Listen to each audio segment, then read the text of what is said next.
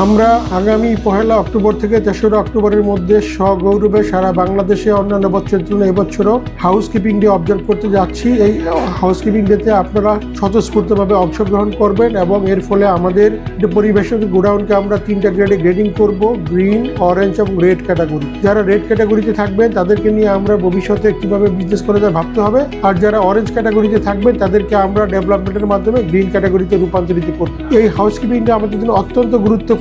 আমরা যদি properly হাউসকিপিংটা observe করি তাহলে আমরা এখানে ফিফুর মাধ্যমে প্রোডাক্টগুলোকে সাজাবো, স্লো মুভিং নন মুভিং প্রোডাক্টগুলোকে আমরা সর্ট আউট করবো এবং এইগুলোর ব্যাপারে আমরা দ্রুত পদক্ষেপ গ্রহণ করব।